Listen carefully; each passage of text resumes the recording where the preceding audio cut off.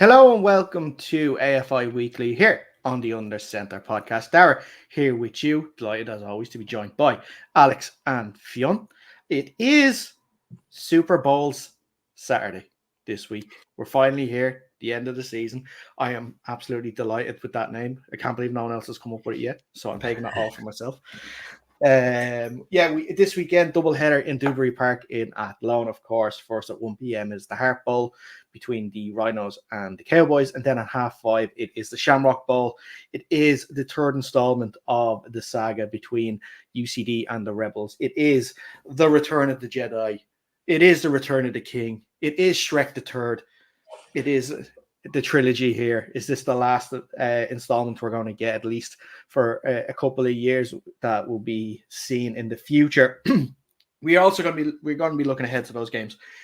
We're also going to be looking back at the two games last weekend. Of course, the Premier Division Shield and the First Division Plate, which I now know which is which after seeing the respective trophies and finding out on the day itself. But before we get through all that, Alex, Fionn, how are you? Yeah, feeling pretty good. Didn't go to any of the games, so Dara, you'll be doing most of the commentary on what actually went down. I know it's everybody's favorite thing that we talk about games we don't see. But Alex, did you get down by any chance? Did you have a look at any? No, I didn't get down. I was following on the socials. Two nice results, I think. Pretty interesting, so I'm excited to dive into it. I know we have a couple of bits to get to before we get there, though. Yeah, plenty of to break down in both games, especially the second game, which I'll admit, I was down for the games. I got to see the full Giants Crusaders game, but I didn't get to see a lot of the Knights and Cork game, mostly because I had my own training on at the time, so it kind of clashed.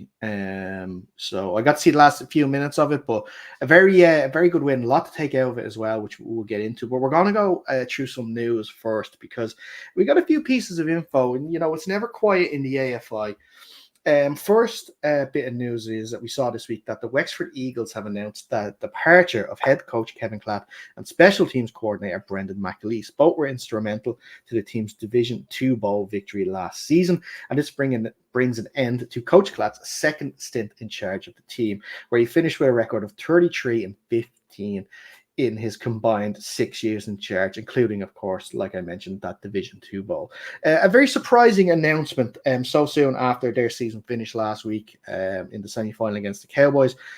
And especially, like, lads, in this league, there's always rumors floating around. There's always whispers going around. And this is not something that we would have heard of at all. So very surprising announcement. But nonetheless, a fantastic career by Coach Clatt and Coach McAleese to bring the Eagles, most recently to bring the Eagles to a game away from promotion to Premier Division, but in the broader sense to basically almost bring them back from the dead a couple of years ago, get them through Division 2, win Division 2, and obviously now establish themselves as a Division 1 team. Yeah, I think maybe made a little bit less surprising by the fact that Coach Clatt's about 98 years old at this point. So I apologize. That's a serious overestimation on his age. I hope he's not too insulted. But you know what I mean? He's been around the game of football more years than most of us have been alive. So probably not a surprise. It's about time he got a bit of a break. Knowing these guys and the passion they have for American football, we will have to wait before we put him into any Hall of Fame to see if he does resurrect that career another go around. But yeah, in terms of what he achieved in the Eagles, I mean, the win-loss ratio is fantastic at any level of the sport. It's really impressive that he managed to put that together. And we've had plenty of experience on all panel members here playing against the Eagles. They've been a great outfit, really tough outfit. I remember my first game was against the Eagles. They had a huge home crowd that day. We didn't really play them down in Gorey much after that, but they always had a huge support around the area, and I think that was influential in terms of how popular the team is and was, and a lot of that is down to Coach Clatt. I think he established schemes using the strengths that he had available to him. I know he also had a stint at the Panthers as well, so he did a lot of coaching around the league, had a lot of experience, obviously past and in in Ireland as well. Really coach the way that you need to coach, especially in the lower divisions. Take a look at the squad that you have, build a roster and a strength piece or a focal point that you can work around. And they really had that, a very dynamic offense that was very difficult for teams, especially in Division 2, to handle. They showed that again and again, and they did really well as well when they came up to Division 1. So, yeah, storied career. Tangami was always very kind to us whenever we played down there. A gentleman we've had, obviously, on the podcast over the last couple of seasons. Very reasonable man. Obviously, we've had clashes here and there in terms of just statements and things, but he's always been very, very patient. He's always talked to us and heard us out, and most times we came to a pretty amicable conclusion. So I think that's an underrated skill or an underrated characteristic of people these days, and we really certainly appreciate it here on the podcast for sure. Yeah, just to echo what Fionn said, like a great man who lived and breathed football. So I think especially Eagles football as well. So it is a little bit of a surprise, despite his advancing age. We kind of feel like from this year, he certainly didn't give me any indications, any of the dealings I had with him, that he didn't have it in the tank or anything. So I imagine he's weighed up all of his options and he hasn't taken this lightly, I'm sure. He's doing the right thing for him, and whether it's for personal reasons or he just needs a break, I don't think anyone in the league or the Eagles can begrudge him. He's done plenty for the league as a whole, and especially for Wexford, the community down there. Obviously brought the club back and through, and then back from a very difficult time when their special teams coach Billy Anderson passed away a couple of years ago. And yeah, they as you said, Dara, the club did go into a brief hibernation and came back, and it's probably a lot to do with him. I'm sure there's plenty others involved, like there always is. It's always a team effort, but he put a lot into that club. So yeah, wish him well in his retirement, and yeah, be interesting to see who the Eagles go with down there. Thankfully, I don't think we're in the same areas, looking for not the same catchment area for our head coach. So hopefully we won't be going to battle with them off the field this year as well. Yeah. Well, look, that's what it is. Is this going to be now the off season of head coach hires? Because I think last season was the off season of everybody wanting to get top marks in the Sexy Bowl for their uniforms. So now it's trying to get top marks in their head coach hires now after this. So look, we'll see. It's going to be, for me, it's going to be interesting to see how many outside hires come in. Obviously, the Panthers had kind of an outside hire this season. It didn't work out, I think, the way we expected it to by the end of the season. But I don't think it's put anybody off. I think it tends to happen in the SBC where kind of more people are willing to travel in terms of getting it. I'd be interested to see the likes of the Eagles and Dundalk. Maybe Alex doesn't have information yet, or maybe he doesn't want to reveal anything yet. But whether it's going to be inside hires, kind of senior players that are maybe looking to transition, it's a great opportunity for them.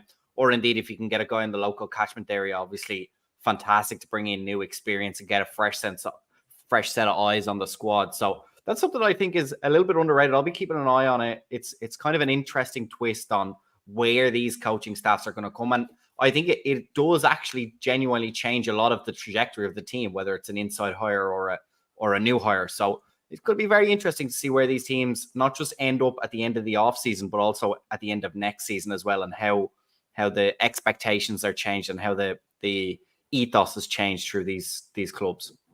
Yeah, I'm not giving away any state secrets, but obviously it is difficult to do outside hires. Like it can be very hit and miss, and also there's not a pool of people there like there is in college football or NFL, where you could easily make a top 10 shortlist and they're all good. You're kind of reliant on there being someone in the area, because again, you're not getting paid for doing this. You might get your fuel expenses or whatever, but by and large, you're not getting paid. So you're going to need someone who's in the general area and take an outside hire. But yeah, look, we'll assess all candidates we get and weigh them up in an equal measure. But I think we could probably do either. Like, I wouldn't be surprised. I couldn't tell you what we're going to do right now, whether it'll be inside or outside hire, but we'll keep you updated, I'm sure. Head coach Alex Sims. Oh, definitely not. I have a second child. I won't even be president, Alex Sims, by the time next season rolls around. I'll tell you that. Yeah, it is unfortunate. Well, obviously, unfortunate, yes. That like Alex, you said, it's not like a college or an NFL system. We can't say the Mavericks have officially inquired about UCD's offensive coordinator for the head coach position. Stuff like that would just make it a little more interesting. But I know, obviously, that stuff's very hard in the amateur sport, and it's not going to happen. And most of the time, OCs and DCs are actually players too, so it's kind of tough on that sense. But back to the main crux of it, we wish both Kevin Clapton and Brendan McAleese all the best, whether they do come back to football or not. Hopefully, if they do have the fuel in the tank, that they are going to come back, because the last thing that the league needs and teams needs is coaches leaving the game. So hopefully they can come back if they are able to. Next up, maybe he's gearing up to a run at the AFI presidency. Wouldn't be the worst appointment. No. Commissioner Who Clapp. knows? Who knows? Commissioner Clapp. President McAleese. We've had one of them already. Might as well Right, next up on the news, something interesting there. The Razorbacks and Jets have agreed to merge clubs together. Meetings and discussions have taken place over the last few weeks.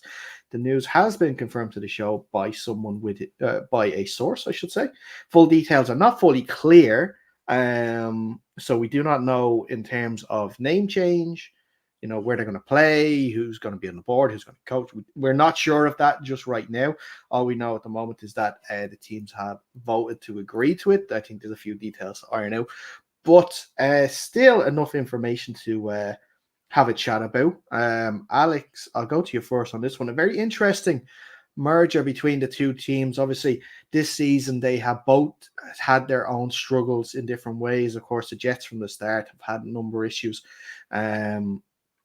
The Razorbacks, of course, had their issue mid-season with Suntan leaving as head coach mid-season and seemingly losing players each week after that. Notably, a few actually went to the Jets as well. So, they're kind of coming back again now with this announcement. But still, though, despite the fact that we're losing one team, it is better than losing both teams.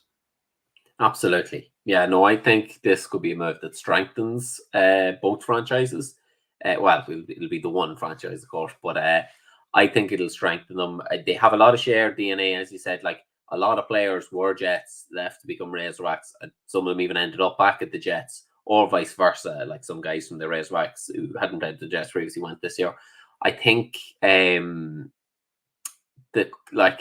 when they are two teams who finished where they finished and had the records that they had, it's a struggle. It's difficult to not make any changes and to try and encourage the players to come back. This is a pretty big change, but it's something new. It's two boards coming together, and maybe they can,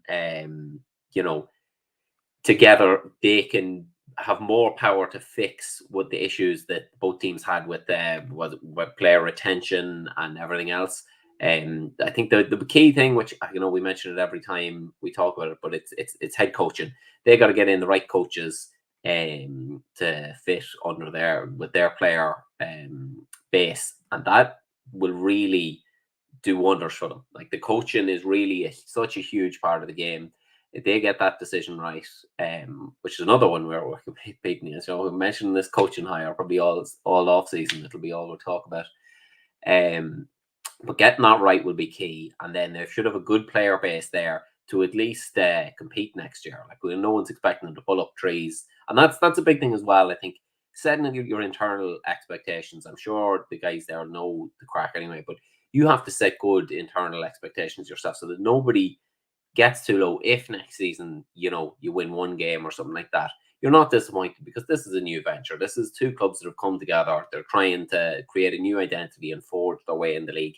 So I think setting that sort of self-expectation is also an important thing, and having a good coach that can convey the board and the team's message is very important, because then that helps set the mindset of the players for the season, keep them level during the season, whether they're overachieving or underachieving, keep them at that level, that level sort of line, that level mindset where you're just focusing on your own games, playing the next game, competing and going out there and trying your best and having fun as well, because as we forget sometimes, football is ultimately about having the crack with your mates. So I hope them all the best, and I look forward to seeing them the next year. Yeah, and look, another point to make about the coaching staff is it's going to be important to keep it balanced. The key here is going to be player retention. It was the crux of the issue about why these two teams have come together. And so it's important for the roster that is present, because naturally this is obviously going to lose an extra couple of players as well, I'd imagine. But to try and make sure that the players from both sides feel an equal level of value and that there is an expectation of at least competition for all the roster spots is important, because if you get the wrong coaching staff in that doesn't show the balance that's necessary in these kind of situations, it can turn players off, and then you end up with the single roster that you had before the two teams merged. So I think that's going to be an important balance to strike. But I think that will be fairly obvious to whoever takes over. I imagine when you come into a situation like this, you're well aware of what needs to happen. And look, it's a great first step to show that there's room for compromise on both the boards. And so you expect that to be throughout both organizations in terms of getting this amalgamation to go. I think there's a lot of talk recently about avoiding these teams from folding. There's a lot of thoughts on both sides. For me, this is going to be an important mechanism. I hope it works well. The reality is we're a small island and a niche sport, and ultimately the catchment areas are limited. There is not the ability to just create these teams kind of wherever somebody feels like it. A lot of them sprout out of issues on the board. Someone goes and starts their own team, and it's not always sustainable, and it's not through the fault or the lack of effort on any board. It's just, I think it's a natural competition for athletes. We're a very small sport in the pecking order. And so I think while it's not for everyone, but I think this is definitely one very viable way of keeping the sport growing, even if it slows the rate a little bit. But so I hope the blueprint can be made here between this merger in terms of going forward and giving teams a viable option. And I applaud the guys, because it takes, no matter what happens, we're not sure about naming yet or boards but this whole process is showing that both sides have put egos aside. It's very difficult. There's a natural ownership from guys when you're at a grassroots level of the teams, the squads, because a lot of the time they're hand built from the ground up. And so I do applaud it. I do hope it works out, and I hope it becomes a more viable option for more teams in the future if we ever get to that point. Obviously, I'm keen for as many teams to be independent, but as we know from the Pirates and obviously these two teams, sometimes when you're at the bottom, it's really difficult. It's not as appealing for new players, especially when squad numbers are low and results aren't there. So merging existing teams together can sometimes be the best way, because you get to keep all the experience. The guys know what they're getting into. These are not rookies that are going to flake out after the first drumming that they get, because look, it's inevitable. That's going to happen at least once next season. So look, a bit of a ramble, but yeah, I think it is important that we do give as much support to this venture as we can, and that it could become a blueprint in the future for some of these smaller teams that maybe share a local area or are quite close in the local area, just to give them that option. There's a couple of teams in Dublin, obviously last year were a bit ropey. This year have strengthened up naturally, so that's good to see as well. But yeah, ultimately I think it's a positive for the sport to show that these types of mergers are now on the table. People are willing to go through the steps that it needs to take to make it happen. And I think ultimately it will at least solidify, if not grow, solidify the sport in Ireland. Yeah, absolutely. And look, I guess I can't add any more to what you guys are saying. You put it very well. The only thing I would like to think is let's not disappoint everyone with a bad team name. We're going to need a good team name now. Well, what a time for a rebrand. The Sexy Bowl is obviously, it heated up last season. Now you've got your chance.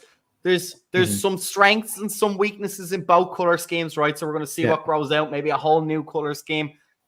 It's difficult to find a color that hasn't been latched onto yet in Ireland. I don't know where I'd be going that red that Alex has on is quite a nice color. There's not many super red well, there's not many good red teams around Ireland, so maybe that could be a color they could take advantage of. Well, that's possibly it. Well, it would be a shame though to lose the Razorbacks, baby blues, Sure. uniforms. They were good. They were good. I was a fan of the Jets neon green, I have to say. It was, and I'm surprised you weren't too. It's a bit of a splash of Seahawks in there. Well, the thing is, whoever set up the Jets obviously was a Seahawks fan because it was just Seahawks colors. It was navy blue and lime green. So I don't know who that was who did that, but fair play to them. The Jets will always have a soft spot in my heart now just because of that. Dolphin but yeah, teal, could we see teal? That the Giants have teal though. Yeah, that's true. That's true. Yeah, very, very fair. Giants have teal. Yellow. There's not Vipers. It's difficult. It's difficult to make it work. Eagles, Vipers. Eagles moved away from it though. Eagles don't really use yellow anymore. It's black and brown. Oh yeah, that's true. Good strong brown. Yeah. Or maybe a lighter, maybe a tan. There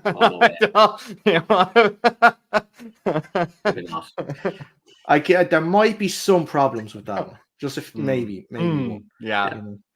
Well, look, listen. You can't have a tricolor as the home jersey and a Union Jack as the away. Maybe I don't know.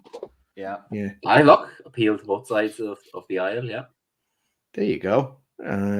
But look, listen, it remains to be seen what's going to happen with those sort of parts of the club when it moves forward.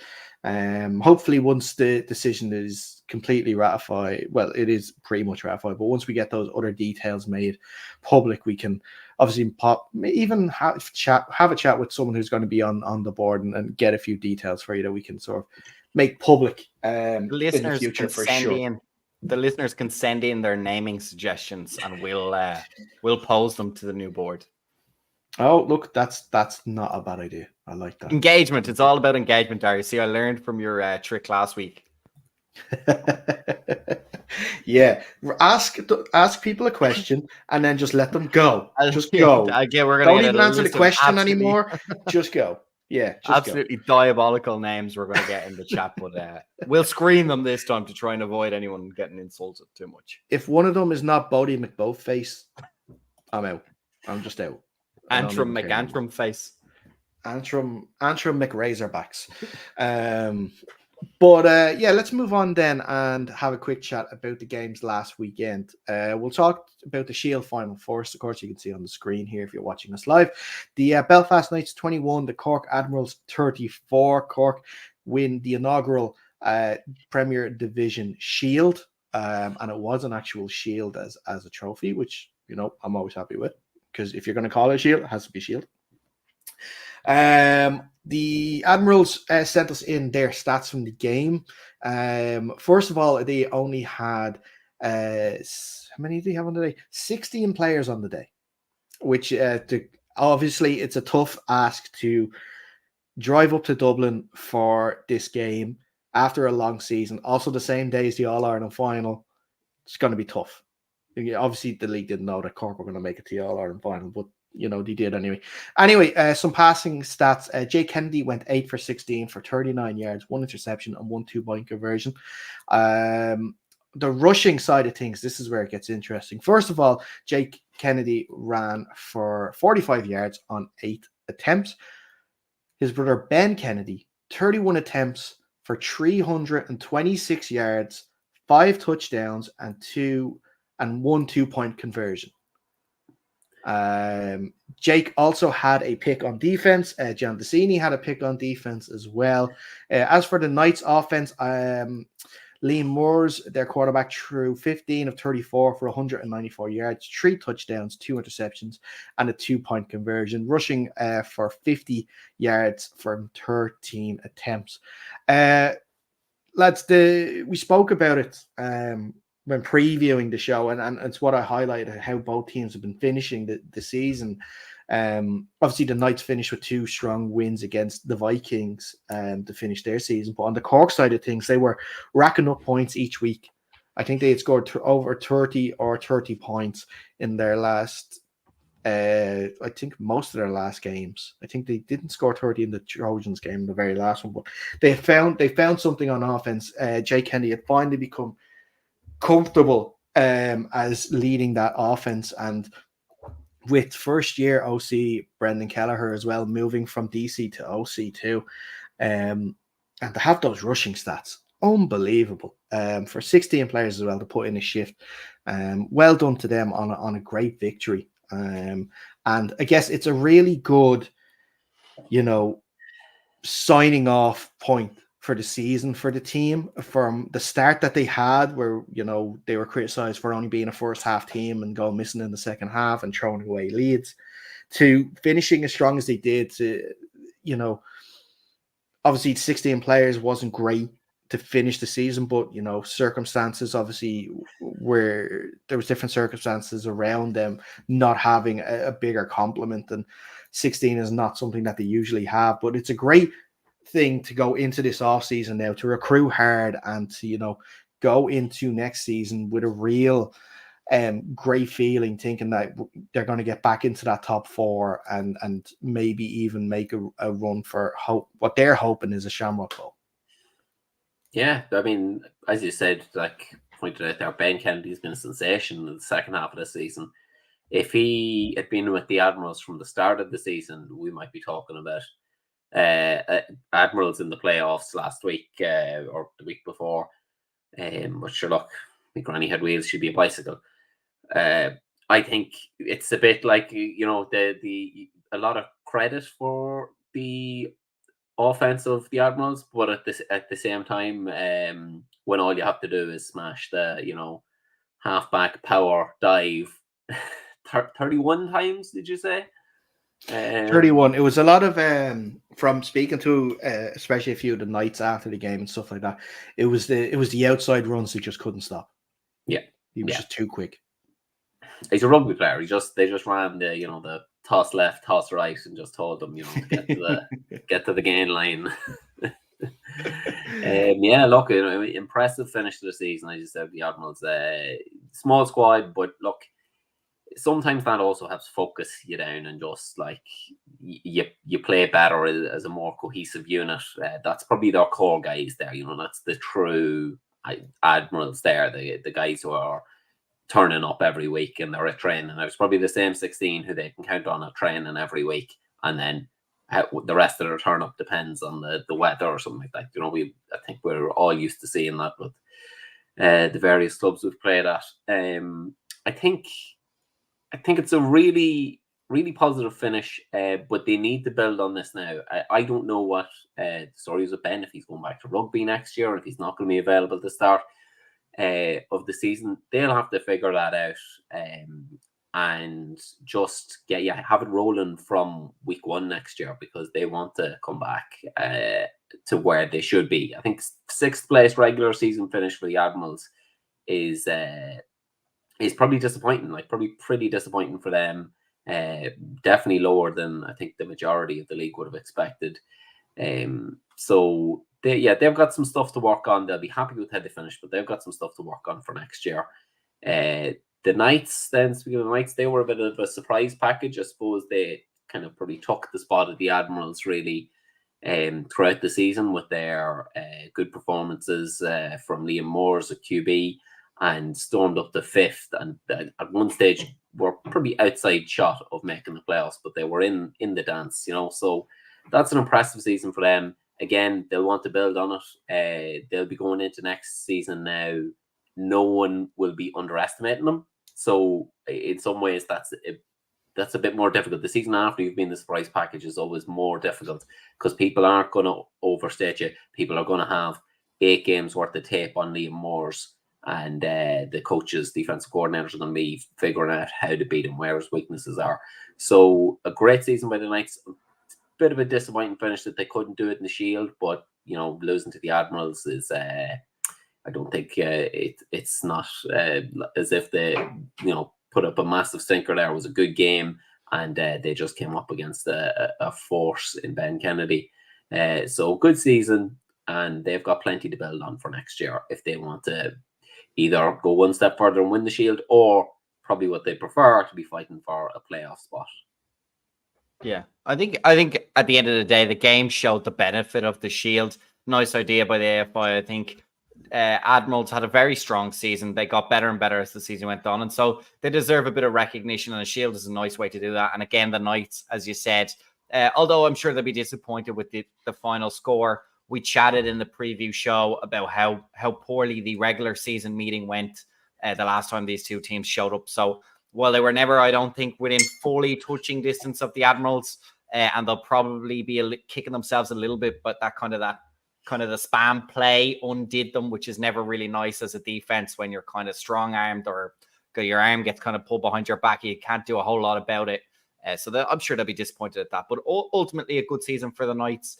They were in the conversation to be bottom of the table by a lot of people last at the start of the season. So for them to be in a final, obviously rookie quarterback this season, so that adds an extra element to them. Nice for them to be able to play in a final, a Shield final, and so I think there's a lot to go forward for with the Knights. I echo what Alex says. It's once you've done it now this season, no one's going to underestimate them next season. So for both teams, a deserving end to the season. Knights probably had the worst season, so probably Admirals deserved winners. And both teams will be happy, I think, to have the season in the rearview mirror. A lot of positives to take, and they'll be excited now for next season coming into it. Yeah, and I think all going well. Obviously, we still don't know the health and the status of Stephen Hayes for next season. We don't know if that's the case, but if there is for one reason or another he's not back next year, to get more installments of Liam Morris versus Ben Kennedy is not something I'm going to be upset at seeing again. No. These two young quarterbacks having battles with each other could be it for the next 10 years, hopefully, that these two are going to be battling it out every season. You never know. If both teams can build and continue to build, that it could be in between them for a Shamrock Bowl in a few years to come.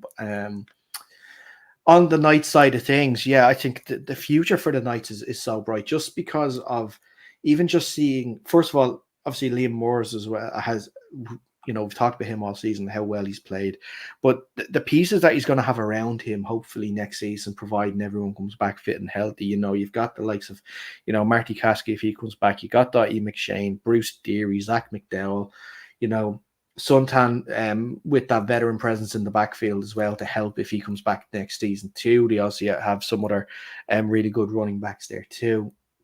There's a real nucleus of young talent on the Knights thing. Sorry, Suntan, if you listen, you're not one of those young talents. Sorry, I know you'd like to be, but you're not. But the future could be bright for them. Really, really bright if they can again just continue and this shows how important it is for teams, if you're in a good catchment area, to set up a youth team, to have that conveyor belt of talent coming through all the time, and to get them used to playing football, so that when they come into kid, it's not like a whole new, or senior kid, it's not a whole new experience for them, that they have some experience playing their DV8 blitzes at youth level. At least it's some sort of competitive football. But yeah, look, congratulations to both teams on a good finish, or a good season. The Knights obviously exceeding everyone's expectations, but I bet not their own. I'm sure they would have expected something like this. The Admirals for finishing as well as they did after their tough start. So, both teams have a lot to look forward to this off season. Hopefully next season they can really compete and put like a few cats amongst the pigeons. Before we get into the next game, there's a few comments on the Instagram. Rafa Pato 12. Hello, my friends. Hello. That is, of course, Rafa from Duck Sports. So he has been doing a fantastic job this year looking after the sort of Irish League and helping promote it as well, all the way from Portugal as well. So fair play to him.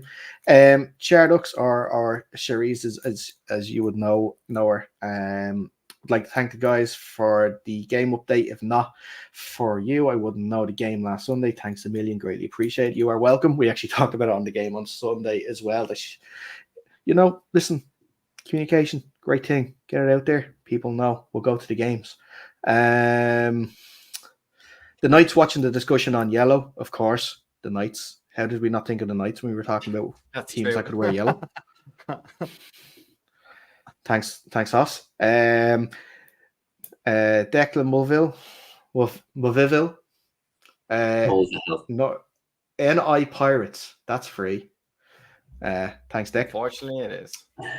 Yeah, thanks for that. That's all the comments there on that. But let's move on quickly because we're kind of pressed for time here if we want to talk about the two games this weekend. The plate final, again, an actual plate, which was good. Very nice. Actual trophy. I appreciate that. Causeway Giants 12. Tea on us and it'd be perfect. Oh, Jesus. It's not, you'd only do it. It's one of them, like, if the president is coming, take it out and we'll put the tea and stuff on it. It's one of them. That's in the good sitting room for sure. It's in the good sitting room that no one's allowed ever in unless, it's Christmas or someone important's coming around. Anyway, the Causeway Giants 12, Kildare Crusaders 8. Despite the low score, a really, really competitive game. Highlights are available on our socials. If you go to @UnderCenterPod on Instagram or TikTok, you will find highlights of the game, a quick 90-second highlight. I still don't think it does it justice as a game. All credit to the Giants in a fantastic win. Only guy to back them last week. You two said it was going to be the Crusaders. Shame on yous. News hit just before the game as well that quarterback Jordan Farrell would not be playing for the Crusaders in this game.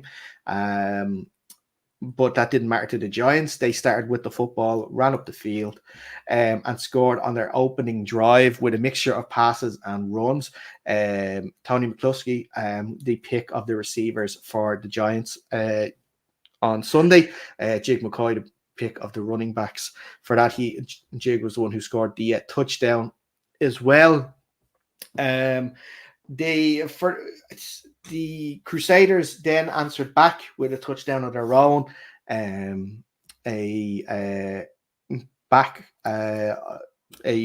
What was it? What was the touchdown again? Oh yeah, it was Wello catching it in the end zone for a touchdown. Sidney Pindy then caught the 2-point attempt afterwards, at which point it was already 9-0 due to a field goal for the Giants. Early in the third quarter, the Giants, actually their first possession of the third quarter, the Giants scored another field goal to make it 12-8. That was the end of the scoring. But the Giants turned over the Crusaders multiple times. There was 3 interceptions in the game, 1 by Tony McCluskey, 2 by Peter Phillips. There was multiple turnovers on downs in the red zone. I think I counted from the third and the fourth quarter alone. I think there was 3 or 4 end zone turnovers by the Giants on the Crusaders. I think 2 of them were turnovers on downs. One of them was that Peter Phillips interception. I think that was right.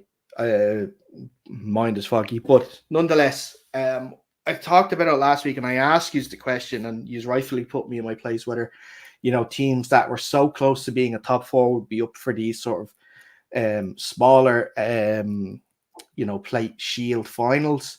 The Giants proved that despite missing out on the top 4 playoffs, it didn't matter. They wanted to come into this game and win, and a fantastic performance by them. I am fully congratulate them on a great season, finishing 5th and now winning the inaugural plate.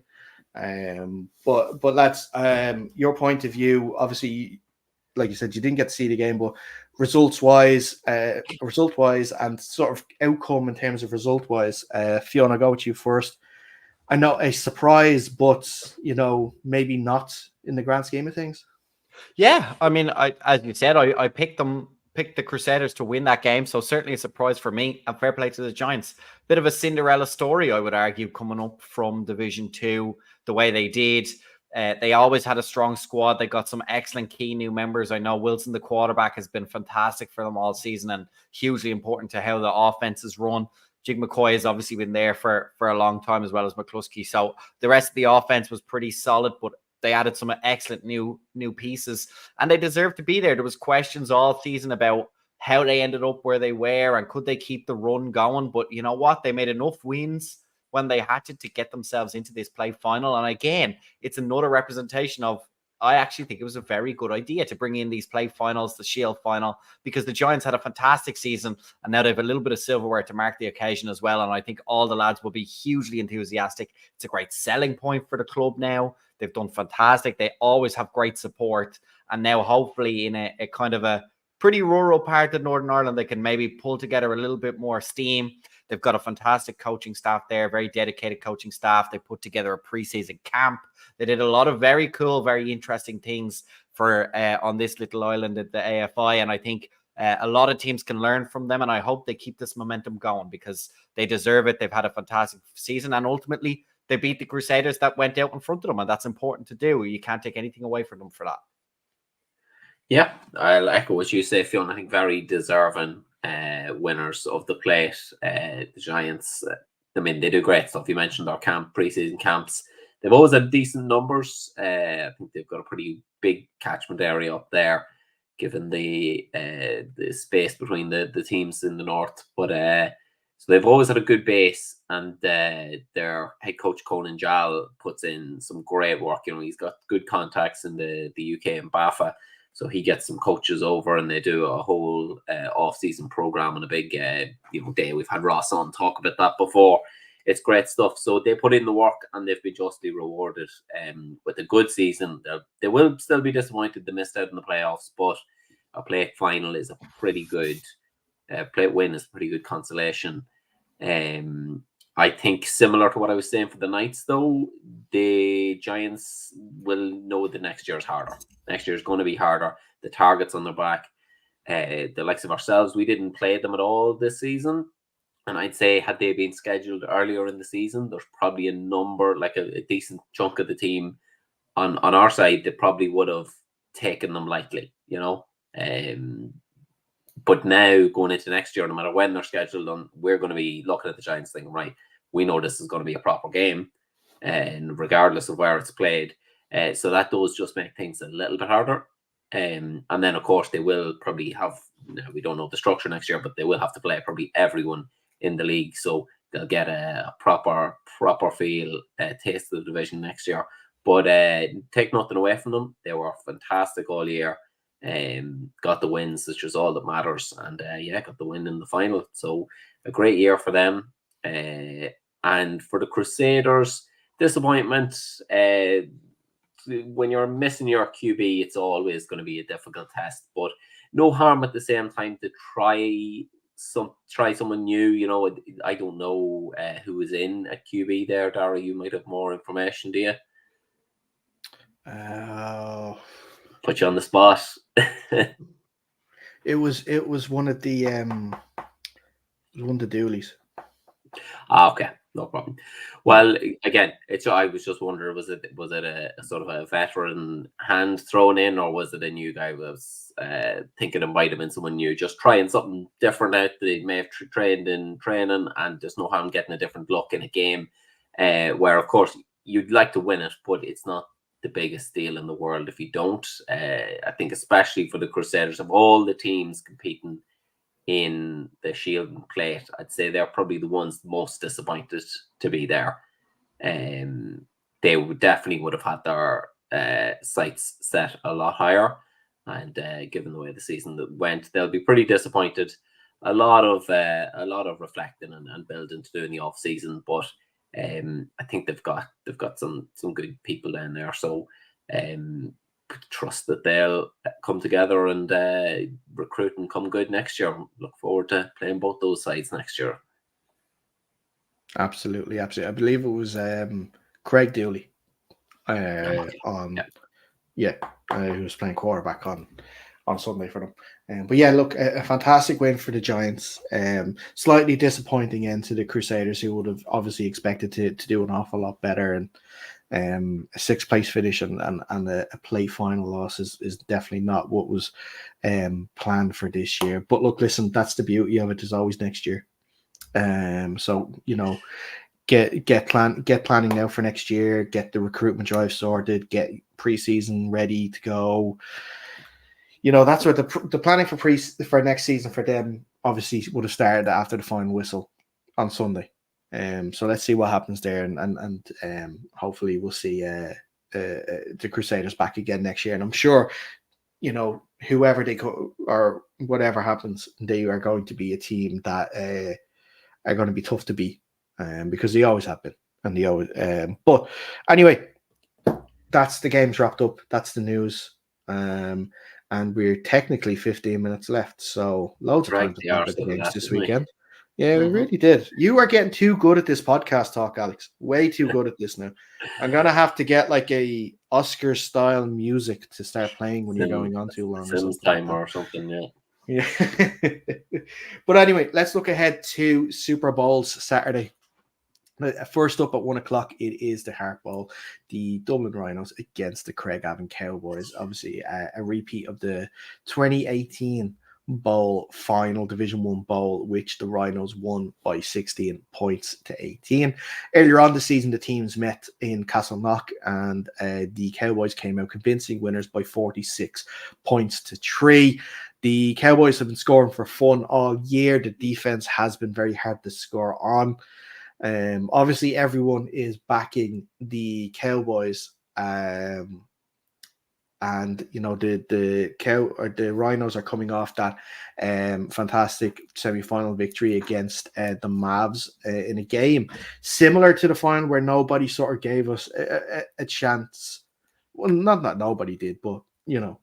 The odds were in the Mavericks' favor, so that if the Rhinos are going to have to surprise most of the country again if they want to win this game on Saturday.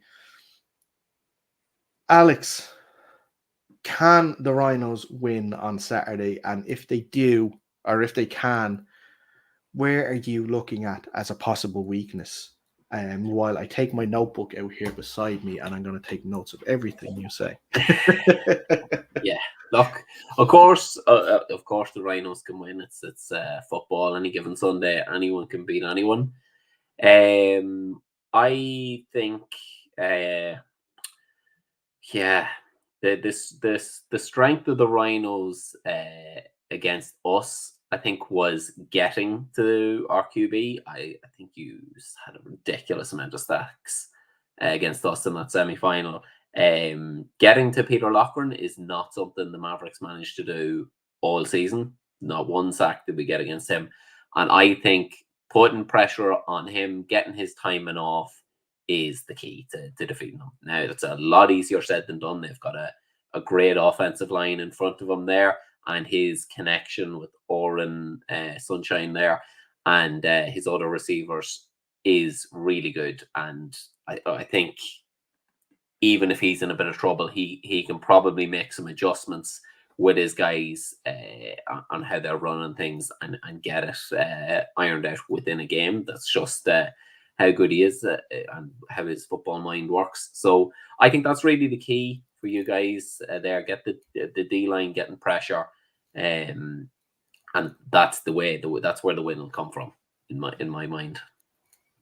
Yeah, from my perspective, Dara, I'm going to focus on the offense. I think the last time the Rhinos played the Cowboys, you had mentioned to us that, relatively speaking, moved the ball pretty well between the 20s, and it was the red zone that really gave the Rhinos a problem. And I feel like in the games where you've struggled, that at least has been my perception of where the roadblock has come from.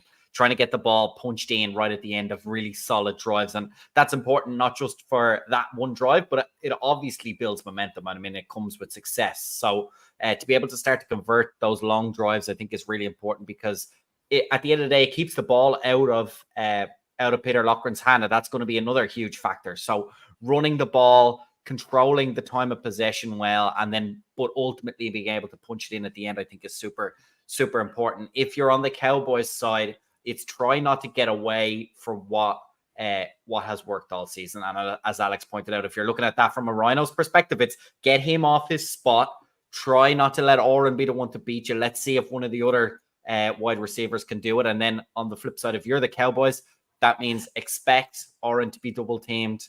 Make sure you're working in those extra bodies. There's plenty of talent on that roster, and probably sprinkle in some runs as well. Try and keep the Rhinos off balance. Score early, score fast. Let's test the resolve and the fight. We know it's there, but let's really see if we can break it early and have a comfortable day, or if they're going to hang around and make life difficult. So that for me is where the key battles are going to be.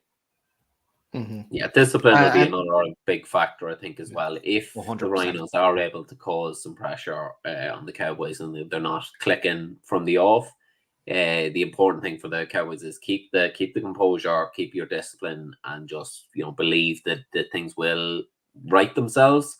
I think that's probably one of the major reasons we lost. We did not keep our discipline when things were not going our way in the semi-final, and I think that probably cost us a good bit.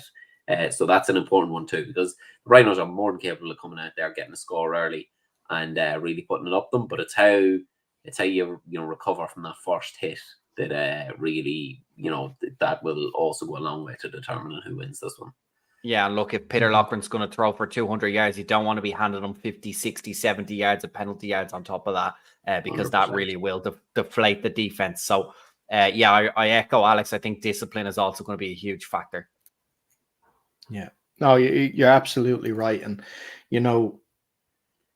the balance that has to be struck, especially, defending against the Cowboys, is yes, you can go with 3 high safeties if you want to try and eliminate, the Peter's ability to absolutely, hammer it down the field. But you have to also respect their run game. Although on the stat sheet it doesn't look as sexy as 350 yards throwing and 175 yards receiving and 3 touchdowns. Their run game is still good enough that it's going to keep defenses honest, that they're going to still have to commit some players to the box to do that. Which obviously it's just that great, balance that they have on offense at the moment. And like you're saying, like getting close to Peter is so tough. Not just the fact of how good the offensive line is, but just on how quickly he can get rid of that ball, and whether he needs to throw it 5 yards or 50 yards, he can do it in a less than 2 second release. He has the ability to throw that ball up high and keep it up there, to give his receivers time to run onto it as well. And it's it's obviously it's extremely tough to diagnose that offense and to come up with a way to completely shut it down, because no one's done it yet this season. No one's been able to figure it out yet this year. Alex, obviously yourselves and the Mavericks were the ones that came closest, obviously getting that draw, and then obviously keep with that narrow defeat in Dundalk as well. But for other teams, it's just been so hard to try and stop that offense, and that's the one thing that us as the Rhinos are going to have to make sure that we don't get into. You don't want to get into a shootout, because their defense is capable of shutting you down. Our defense is capable of shutting teams down. Since that game against the Cowboys, other than the Mavericks game at the end of the season, our defense has really been shutting teams down quite well. So we have to continue that this weekend. And it's going to be tough. But look, listen, we always said it's going to be tough. No final is ever easy to win. So you're going to have to dig deep. You're going to have to make sure that you leave everything out on that field. And, also, whether you believe it or not, you're going to need a bit of luck on the day. You always are going to need a bit of luck on the day. Yeah. And hopefully the luck is on the Rhino side rather than the Cowboys side this Saturday. Lads, I'll go to you very quickly. Obviously, I'm going to abstain from this, but a score prediction. Who is going home with the Harp Bowl on Saturday? Fiona, I'll go first with you. Yep, I think we've summarized pretty well. I think both teams do have a path to victory. I don't expect it to be one-sided, or I hope it's not one-sided. I'm going to go with my gut and say the Cowboys are still the favorite. Probably definitely had the stronger of the 2 seasons. They're coming in with a lot of confidence. I'm going to go in a close game, a close final. I think I'm going to give a 7-point win to the Cowboys. Yeah, we thought the Harp Bowl might be a good omen for me, being from Loud, but I think it's pretty apt that it's a northern team and a team from Dublin, the 2 places that stole Harp from us. and close the Harp factory then. So probably as an apt final, as much as I'd love to be drinking from the Harp Bowl on Saturday night, I can just see the Harp Bowl going up to the mouth, the Harp pouring out of it, and behind it just two ears sticking out, and it's Scott Buchanan. So I'm going to say the only player in Ireland with winning. 2 ears. Yeah. The potentially most recognisable ears in Ireland. Okay, fair enough. Let's move on then. Shamrock Bowl 36. I should have really checked that. Shamrock Bowl 36. You're right. You're bang on. Yeah. UCD, Dublin Rebels. Like I mentioned, third installment. It's one each in Shamrock Bowls. It's one each in the regular season as well. It's, we can talk about this game and for ages and where it can be won and lost, because there's so many different areas of this field which is vital for both teams to make sure they get the better of. And I prepping for the show today, I actually watched back a little bit of last year's Shamrock Bowl, and the run game of UCD's in particular I took note of, and how dominant it was on that day until Sean McVeigh pulled up injured. Obviously, there's no Sean McVeigh this year for UCD, but it hasn't stopped them in their run game, and it's really helped even the likes of, Brandon Atwell has been performing fantastically. Rory Dwyer has too. Tom McAniff has as well in those running back positions. But the standout on offense this year has probably undoubtedly been Tom Donovan.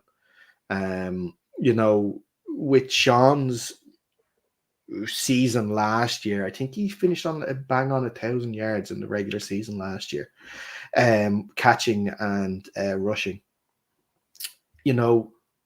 Tom's ability to, evade tackles, make spectacular catches, kind of went under the radar a little bit.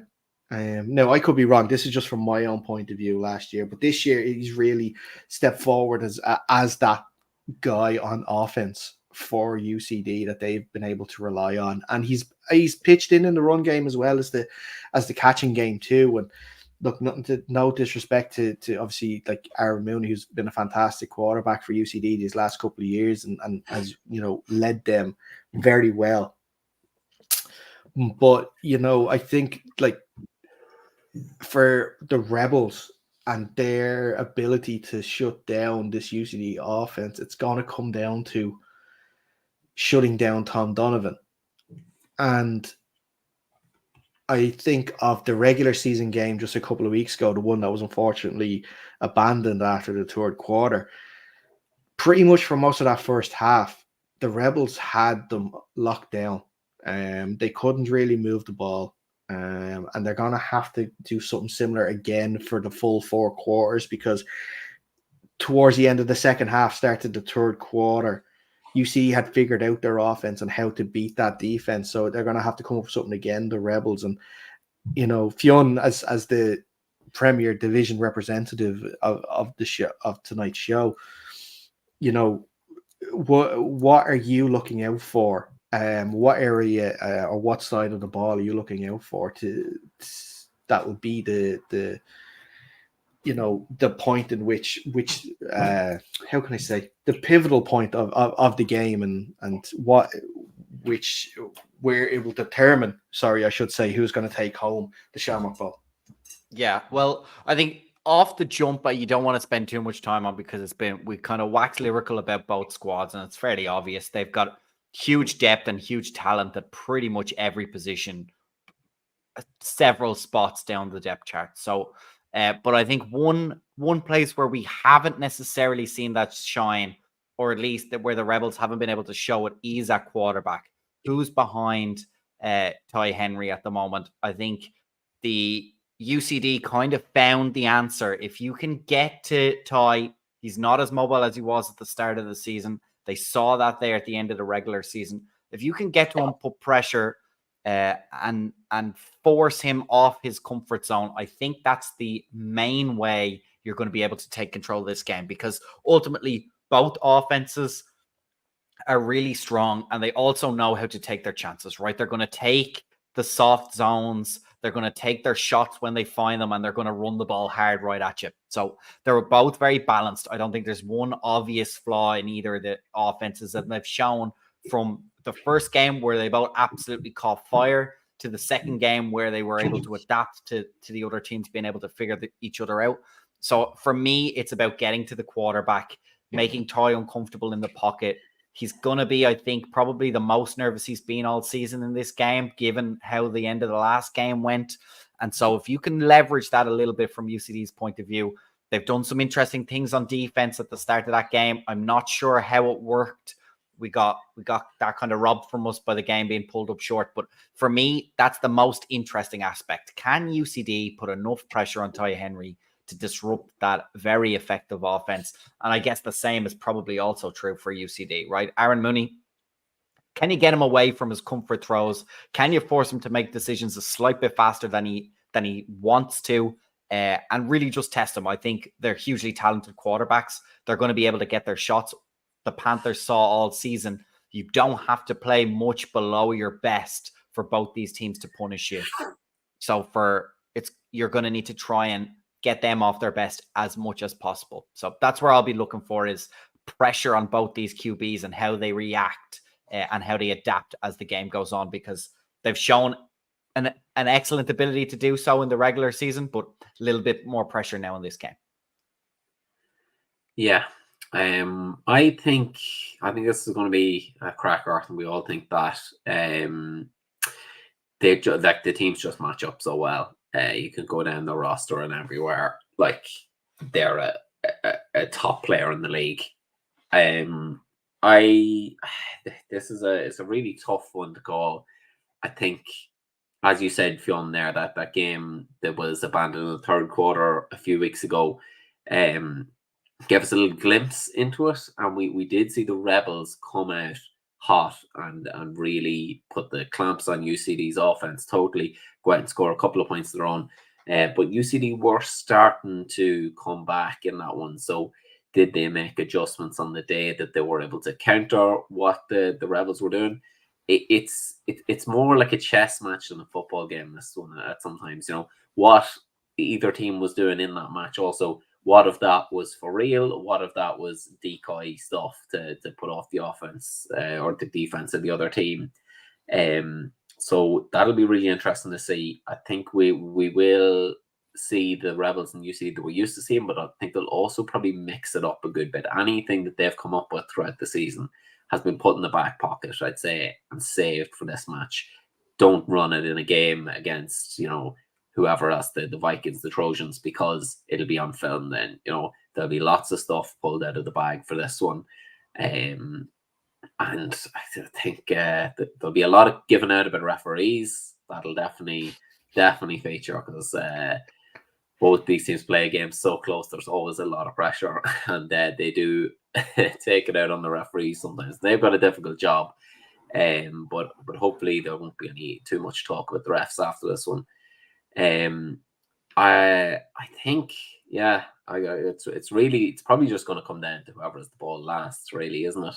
As it so often does. And yeah, that could be absolutely anyone. I'd actually like to see this game end on a big defensive stop or something, rather than it's usually just whoever scored the last touchdown wins. But maybe the defense did last year. Huh? It did last year on an interception. Was it a defensive stop last year? I thought it was last touchdown. On an interception, yeah. It was fairly close. Or was that just a field goal? No, it wasn't. It wasn't actually. UCD were driving up the field. I think it was just under 2 minutes left. They only had one timeout, I remember. This is only because I was watching it a little earlier on, and yeah, it was a interception by the Rebels that ended that game. Okay, well there you go. More of that, please. I've transitioned to be a defensive player this year, so I'm much more keen that we'll see the defenses feature in the offenses. So give me an 8-6, slobber knocker. I'll be quite happy, but maybe the AFI and everything else won't be. Yeah. Yeah, and it's interesting going back to that game you just talked about there, the one that was abandoned a couple of weeks ago. The the adjustments that UCD had to make in that game, I think, sort of brought them back into it, and it was particularly on defense. I think we saw a lot of cover zero at the start of that game. They were trying to get pressure on Ty, knowing that he's not as mobile as he normally is, but he was still getting the throws off to the Johnsons. And you're going cover zero. There's no one in the backfield to help, and if that's the case, if the Johnsons beat their man, which they did, which obviously got them up early. So there was adjustments made in that, which then helped shut down the Rebels. We'll see if they go with something similar again. Remains to be seen. Coach Dara Farrell does a great job setting up his team anyway for most games too, for all games I should say really. But yeah, it's going to be an interesting one. It's going to be a long day. If you're a spectator or if you're watching it, 1 o'clock, 5:30, it's going to be a long day. So make sure if you are heading down to the game, there is a bar, there is going to be food. So make sure you avail of that for sure. If you're not, and you're going to be watching, I'm almost certain. It hasn't been confirmed to me by anybody, but I'm almost certain that both games are going to be streamed like the Shamrock Bowl was last year. So it's going to be good. If you cannot make the game, you can still watch it from home. If you can make it to the game, I do encourage you to go and watch it live in person, because it is an awful lot better crack to go and watch it in person. The tickets were €9. They're actually up to 12 now. The early bird release time is gone. Still €12 for 2 games of football. I believe you buy 4 tickets. I think it's 30 something euro. You save money if you buy. If there's a group of 4 looking to go, just buy them all in one go. But yeah, it's going to be a great day. Really looking forward to it. We'll obviously, I think that's where. Actually, no, hold on. I can't stop yet. Predictions, guys. Alex, I go with you first on this one. Who is taking home the Shamrock Bowl, and who is taking the 3rd installment of this fantastic trilogy we've had? Yeah, really close one. This I thought there definitely won't be more than a score in it. And I'm going to say the Terminator lives on, and the Rebels take this one. My gut instinct, based on nothing more than that, is saying UCD are going to take this one on both teams to score over 30 points. That's a good call. It's a good call. Which side do I go with? Which is the devil and which is the angel on my shoulder here? No, I think if we look at the opening game of the season, UCD won that with I assume it was a fully healthy Ty Henry. UCD still managed to win that game. Now Ty is hurt. We don't know what the condition is of his neck after that regular season game. He's still playing on that ACL. I don't know how bad that is. Replace a few nuts and bolts there. He's grand. It is, but look, it's still bad enough for. It's still bad enough for him to be, becoming a pocket passer. Nothing wrong with him being a pocket passer. He's a fantastic pocket passer, but he hasn't got that ability to run out like he had. He's not playing. And teams have got the side of the ball. Teams have managed to get him. He has taken. Now, what's interesting is, in games, he has been taking the odd series out, and has had Greg Johnson come in, or sometimes Sam Dorn's come in at quarterback to play a series or 2 here and there. Whether or not that was just for precaution in games that they were already winning in, I don't know. But we'll have to see if that's going to be the case going forward. I don't think, Fionn, you would know. He didn't take a series out against Hughes, did he? He did not take a series out against the Panthers, no. Okay, all right. So I'll assume then, barring, an injury, he's going to do the same again. He's actually not going to, so forget that point. But I think UCD have proven they're the best team in the country this year. They've gone unbeaten all this way. It'd be quite appropriate if the Rebels wrecked their perfect season like UCD wrecked the Rebels' perfect season 2 years ago when they met in the first of this trilogy. So, but I don't think it's going to happen. I think UCD are going to win this game. It's going to be tight. I'm going to say 6-point victory for UCD. I'm going to say Rebels technically have already ruined their UCD's perfect season. Oh, they have. Sorry, with that abandoned game. Game, yeah. So yeah. Sorry, forgot about that. Which is kind of the shit thing about league bylaws and abandonments, anyway.